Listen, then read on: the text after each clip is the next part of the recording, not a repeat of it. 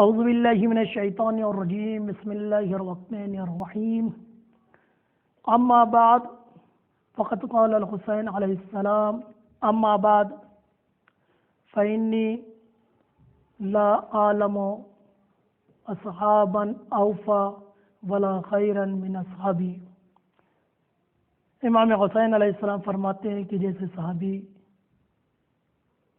مجھے ملے کسی کو نہیں ملے، ان کی وفاداری ان سے زیادہ وفادار، ان سے زیادہ بہتر کسی اور کے صحابی کو میں نہیں جانتا۔ کربلا کے چمکتے ستارے کے عنوان سے آپ کی خدمت میں آج جس شخصیت کو لے کر حاضر ہوا ہوں، یہ بھی کربلا کی بڑی مشہور، پختہ اور معتبر شخصیت ہے، جس کا نام نامی نافع ابن ہلال جملی مرادی ہے۔ ان کی خصوصیات میں سے، تمام خصوصیات میں سے ایک خصوصیات یہ ہے کہ آپ کا نام بھی زیارت ناہیہ میں آیا ہے۔ وقت کے امام حضرت حجت نے آپ پر بھی سلام بھیجا ہے، السلام علی نافع ابن ہلال ابن نافع البجلی المرادی، اے نافع ابن ہلال تم پر ہمارا سلام ہو۔ یہ تمام امتیاز ایک جانب ہے اور یہ سلام اپنی جانب ایک امتیاز رکھتا ہے، اپنی نوعیت کا الگ امتیاز ہے۔ بڑے خوش نصیب وہ ہیں جن کو وقت کا امام سلام بھیجے۔ آپ کی شخصیت بڑی مشہور ہے، بہت ساری گفتگو ہے آپ کے سلسلے میں، چونکہ بس ایک اجمالی اشارہ کرنا ہے۔ آپ کا تعلق قبیلہ جملہ سے ہے، جمل سے ہے، جمل ابن کنانہ قبیلے سے ہے، یعنی یہ قبیلہ یہ خود قبیلہ ہے، ایک چھوٹے سے قبیلہ، ایک بڑے قبیلے کا حصہ ہے، یعنی جمل ابن کنانہ قبیلہ مزجہ کا حصہ ہے۔ ایک بات یہ عرض کرنی ہے کہ پانچ جگہ جناب ہلال کے جناب نافع کے ساتھ جملی آیا ہے اور زیارت ناہیہ میں بجلی آیا ہے، تو اسی لیے کبھی کبھی بعض تاریخ نے دو شخصیت مستقل بیان کی ہے، ایک شخصیت نافع ابن ہلال، اور بعض مقاتل میں ہلال بن نافع نام کی شخصیت بھی بیان ہوئی ہے۔ لیکن آپ دونوں کی شخصیت دیکھیں، دونوں کی خصوصیات، دونوں کی شخصیت، دونوں کے اوصاف و کمالات دیکھیں تو دونوں ایک جیسے ہیں، سیم ہیں۔ پھر دونوں کی خدمت، دونوں کی نصرت، دونوں کے جذبے تقریباً ایک جیسے ہیں۔ اس سے یہ نتیجہ نکلتا ہے کہ دو شخصیت نہیں ہے، بظاہر دو نام ہیں لیکن شخصیت ایک ہے۔ نام میں کہیں نہ مشکل آ گئی ہے، یہاں نافع ابن ہلال ہے، دوسری جگہ ہلال بن نافع، شاید ترتیب میں کوئی مشکل آ گئی۔ دوسری وجہ ہے کہ زیارت ناہیہ میں جبلی آیا ہے اور نافع ابن ہلال نے جو رجز پڑھا ہے اس میں جملی آیا ہے۔ اگرچہ دونوں شخصیت ایک، اس میں بہت ساری گفتگو ہو سکتی ہے۔ آپ تابعین میں سے ہیں، مولا کائنات کے صحابی، مولا کائنات بعد امام حسن اور امام حسن کے بعد امام حسین کے صحابیوں میں سے آپ بھی حافظ قرآن ہیں، قاری قرآن ہیں، کاتب حدیث ہیں، شجاع بہادر، جنگ جمل، جنگ صفین، جنگ نہروان میں آپ کی شجاعت، آپ کی بہادری کے جلوے دیکھے گئے ہیں۔ اسی طرح کربلا میں آپ کی شجاعت، آپ کی بہادری کے جلوے نمایاں ہوئے۔ امام حسین علیہ السلام سے کس مقام پہ آ کے ملے ہیں اس میں اختلاف ہے، فلاں مقام پہ بہرحال یہ سب بس، لیکن سب نے اتفاق کیا ہے کہ امام حسین مکے سے چلے ہیں، کوفے کے درمیان، کربلا کے درمیان میں یہ جناب امام حسین سے جا کے مل گئے ہیں۔ اور جب مقام ذو حسن پہ خور کا لشکر آتا ہے، امام حسین علیہ السلام کا راستہ روکتا ہے، امام حسین علیہ السلام دور کے لشکر کو خطاب کر کے خطبہ دیتے ہیں، اور خطبے کا یہ نایاب جملہ جس میں فرماتے ہیں انی لا اری الموت الا سعادہ، ہم نے موت کو اپنی سعادت سمجھی ہے۔ جب یہ مولا نے خطبہ تمام کیا، اس کے بعد جناب نافع ابن ہلال ظہر قین اور بریر حمدانی جیسی شخصیت کھڑی ہوتی ہے اور اس کے بعد تائید کرتی ہیں، واللہ ما کرہنا لقاء ربنا علی نیاتنا و بصائرنا، یعنی امام کی تائید کرتی ہیں کہ اے مولا ہم بھی آپ کے ساتھ ہیں، ہمیں بھی موت سے کراہت نہیں ہے، ہم بھی موت سے گریز نہیں کرتے، ہمارے دلوں میں بھی محبت موت کا جذبہ ہے اور مر کے اپنے پروردگار کی بارگاہ میں جانا چاہتے ہیں، ہماری نیت پاک ہے، ہم بھی جانا چاہتے ہیں۔ اور اس کے بعد فرماتے نوالی من والا کا، اے فرزند رسول جو آپ کا ہے وہ ہمارا ہے، ونوادی من آدا کا، جو آپ کا دشمن ہے وہ ہمارا دشمن ہے۔ یہ خود اپنے آپ میں ایک درس ہے تمام عزاداروں کے لیے کہ جو حسینی ہو گیا اس میں کوئی بھید بھاؤ نہیں ہونا چاہیے، نوالی کا من والا کا، نوالی من والا کا، جو آپ کا ہو گیا وہ ہمارا ہے، جو حسینی ہو گیا کسی ملک کا رہنے والا ہو، کسی حسب کا ہو، کسی نسب کا ہو، کسی رنگ کا ہو، کسی روپ کا ہو، کسی گھر کا ہو، کسی قبیلے کا ہو، کسی شہر کا ہو، کسی بستی کا ہو، اب اس میں فرق نہیں ہونا چاہیے اگر حسینی ہے، کیونکہ یہ معیار دے دیا ہے اصحاب حسین نوالی من والا کا، اے فرزند حسین جو آپ کا ہو گیا وہ ہمارا ہو گیا۔ تو یہی سوچ ہماری ہونی چاہیے، یہ درس ہے ہمارے لیے۔ جناب نافع کا یہ جملہ گویا ہمارے لیے اور ہر حسینی کے لیے درس ہے کہ جو حسین سے وابستہ ہو گیا وہ ہمارا ہے، نہ اس کا حسب دیکھنا ہے نہ اس کا نسب دیکھنا ہے۔ اور اس کے بعد جناب نافع امام کی خدمت میں ہوتے ہوئے، امام کے ساتھ ساتھ ہوتے ہوئے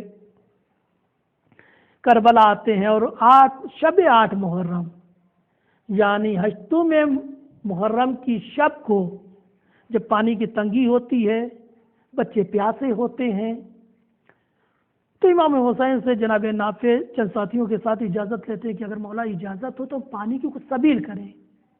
مولا اجازت دے دیتے ہیں، ہاں دیکھو سبیل کرو، اگر ممکن ہے تو لاؤ۔ یہ چلتے ہیں، چند ساتھیوں کے ساتھ جناب نافع آتے ہیں۔ ادھر ابن سعد نے عمرو ابن حجاج کو 5000 سپاہیوں کے ساتھ دریا پر تعینات کر دیا تھا کہ ایک قطرہ پانی، ایک مشق خیام حسین میں نہ جانے پائے۔ رات کی تاریکی میں جناب نافع ابن خلال اپنے چند ساتھیوں کے ساتھ آتے ہیں۔ عمرو ابن حجاج کو محسوس ہوتا ہے کوئی آئے، کون؟ کہا میں نافع ہوں۔ کس لیے آئے ہو؟ کہا ہمیں پانی کی ضرورت ہے۔ کہا ٹھیک ہے، استقبال کرتے، خیر مقدم ہے تمہارا، اور جتنا پانی پینا ہو پی لو۔ تو جناب نافع کہتے نہیں، انصاری خیام حسین میں امام حسین انصاری حسین پیاسے ہیں۔ تو کہتے نہیں، وہاں ممکن ہے، خیام حسین میں پانی جانا ممکن نہیں ہے۔ تو جناب نافع بڑا تاریخی جملہ فرمایا، لا واللہ ممکن ہی نہیں ہے، لا اشرب منہ قطرتن، خدا کی قسم ممکن ہی نہیں ہے نافع اس دریا کا ایک قطرہ بھی پی لے۔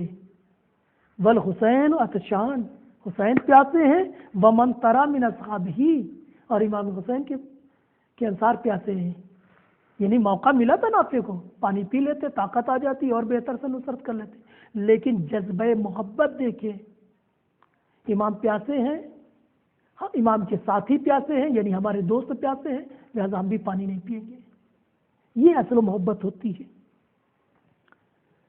اس کے بعد دوسرا واقعہ، امام حسین کے 2 بھائی، کربلا میں 2 بھائی، ایک عمرو ابن قرظہ اور ایک علی ابن قرظہ، 2 بھائی۔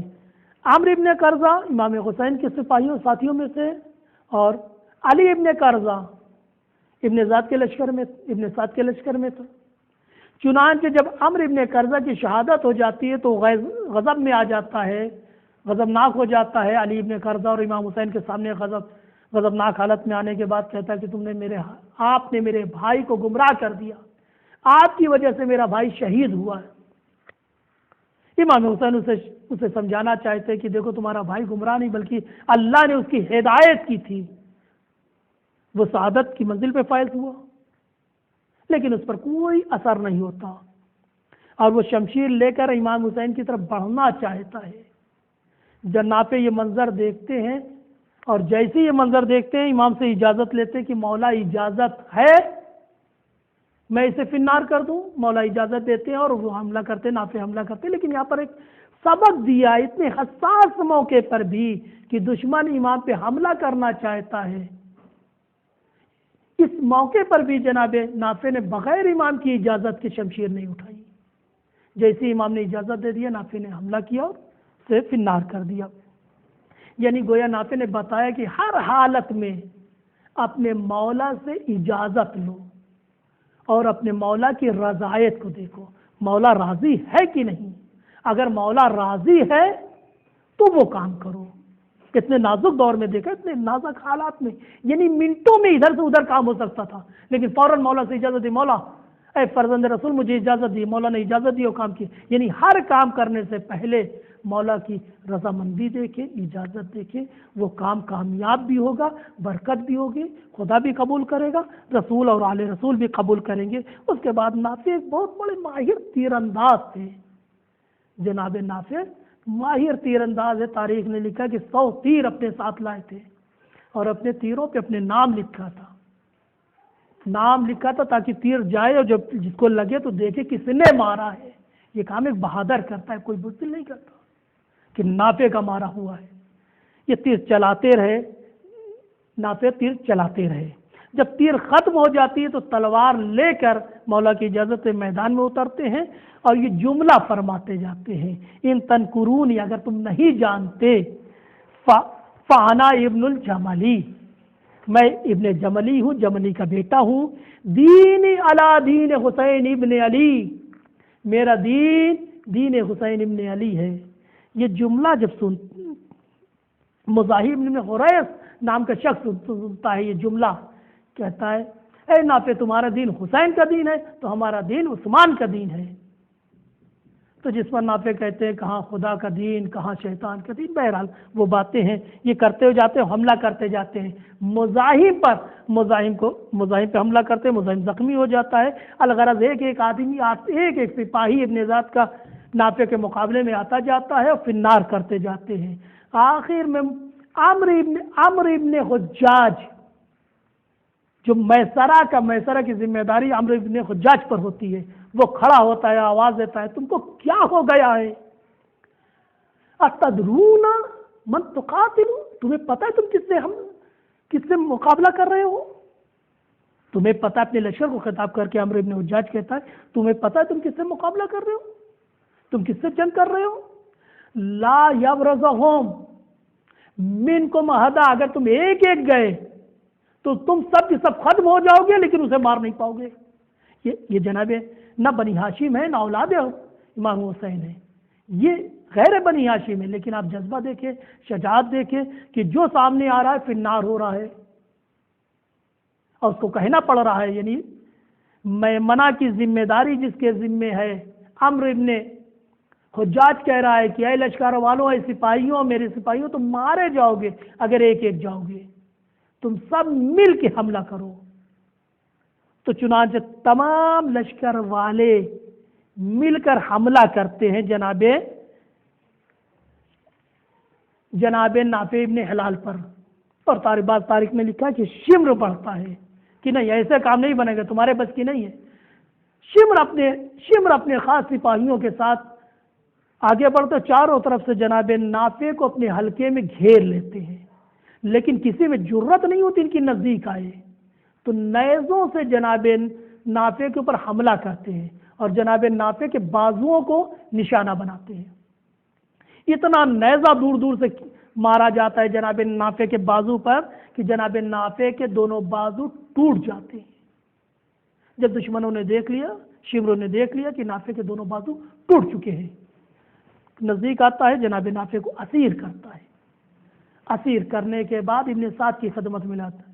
آپ دیکھیں اتنے زخم لگے ہیں، بدن سے خون بہہ رہا ہے، ریش مبارک خون سے تر ہے، بازو ٹوٹ چکے ہیں. تھوڑا سا ہم کو تکلیف ہوتی ہے، ہم آپا کھو دیتے ہیں، لیکن آپ دیکھیں بہادری دیکھیں، جذبات دیکھیں، استقامت دیکھیں، صبر دیکھیں، حوصلہ دیکھیں. یعنی اسیر کر کے شمر جناب نافع کو ابن سعد کی خدمت میں پیش کرتا ہے. ابن سعد کہتا ہے تراہم میں کہ اے نافع تم ادھر گئے تو یہ عالم ہو گئی، یہ حالت ہو گئی، نافع کیا حالت ہو گئی تمہاری، یہ تم نے اپنے ساتھ کیا کیا، کیا تمہیں اپنے اوپر رحم نہیں آتا؟ یہ سارا جملہ کہہ رہا تھا تو شاید اسے لگا کہ شاید میں اس طرح کا جملہ کہوں گا تو نافع کہیں گے میں شرمندہ ہوں، مجھے معاف کر دو، میں معاف کر دوں گا، بہرحال معافی مانگے یہ کریں گے۔ لیکن آپ جیسے ہی ابن سعد نے یہ کہا تو جناب نافع کہتے ہیں کیا تو بھول گیا تیرے کتنے لشکر کی کتنے افراد کو میں نے فنار کیا، کتنے لوگوں کو میں نے زخمی کیا، اور جب تک میرے بازو سلامت تھے کسی میں جرت نہ ہوئی کہ میرے نزدیک آتا اور مجھے اسیر کرتا۔ جیسے ہی ابن سعد یہ سنتا ہے غضبناک ہو جاتا ہے اور شمر کو آواز دیتا ہے شمر ان کے سر کو تن سے جدا کر دے، اے شمر نافع کے سر کو تن سے جدا کر دے۔ لیکن یہاں پر بھی نافع کوئی ڈر نہیں رہے، خوف نہیں، بلکہ ایک فخر ہے، ایک خوشی محسوس کر رہے ہیں۔ اس سے بڑی خوشی کیا ہو کہ نصرت امام حسین میں پیدا ہو جائے۔ البتہ یہ بات کہنا بہت آسان ہے لیکن عملی بہت سخت ہے۔ اتنی مصیبتوں کے بعد زندہ ایک انسان کے سامنے اور شمر جیسا ملعون آگے بڑھتا ہے تو اس کے بعد نافع فرماتے ہیں جب شمر آتا ہے ذبح کرنے کے لیے، جناب نافع کو ہاتھ کٹ گئے ہیں، میں کہوں گا نافع دنیا سے جا رہے ہو لیکن ابو الفضل عباس کی شبیہ بن کر جا رہے ہیں۔ حضرت عباس کے بس یہ ہے کہ ان کے بازو قلم ہوئے تھے، آپ کے بازو ٹوٹ چکے ہیں۔ جیسے شمر آگے ذبح کرنے کے لیے آگے بڑھتا ہے جناب نافع فرماتے اما واللہ خدا کی قسم لو کنت من المسلمین، اے شمر اگر تو مسلمان ہوتا لعظم علیک ان تلقى اللہ بدمائنا، ممکن ہی نہیں تھا میں کہ ہمارے خون سے اپنے ہاتھ کو رنجین کر کے بارگاہ خدا میں جاتا اگر تو مسلمان ہوتا۔ گویا نافع نے بتلا دیا یہ جو سارے کارنامے اس طرح کے ہو رہے کوئی مسلمان نہیں کر سکتا۔ اس کے بعد یہاں تک شمر بتایا، اس کے بعد فرماتے فالحمد، دیکھیں جذبہ دیکھیں جناب، زخمی ہے، بازو ٹوٹ چکا ہے، شمر ذبح کرنے کے لیے آ رہا ہے، لیکن اس میں کوئی پشیمانی نہیں ہے بلکہ اپنی خوشی، اپنے پراؤڈ، اپنے افتخار کو بیان کرتے ہیں۔ فالحمد للہ الذی، تعریف اس خدا کے لیے، اس خدا کی تعریف، الحمدللہ الذی جعل منایانا علی یدی اشرار خلقہ، تعریف اس خدا کی، حمد و ستائش اس خدا کی کہ جس نے بدترین مخلوق کے ہاتھ سے مجھے درجہ شہادت پر فائز ہونے کا موقع دیا۔ تو یہ ہے جذبہ انصار امام حسین کا۔ خدمت آپ نے دیکھی، جذبہ دیکھا، اور تمام چیزوں کی جناب نافع کی پوری زندگی جوانوں کے لیے، عزاداروں کے لیے، ماتمداروں کے لیے، سوگوار کے لیے، حسینی کے لیے ایک درس ہے۔ لہذا ہم بارگاہ پروردگار میں دعا گو ہیں کہ پروردگارہ ہمیں ان کی زندگی کو جاننے، ان کی معرفت حاصل کرنے اور ان کی پیروی کرنے کی توفیق ملے، تاکہ آخری حجت، آخری حسین آخر امام حجت تشریف لائے تو ان کی نصرت میں انہی کو آئیڈیل بنا کر اپنی جان کو قربان کرے، ان سے دفاع کرے۔ وآخر دعوانا الحمدللہ۔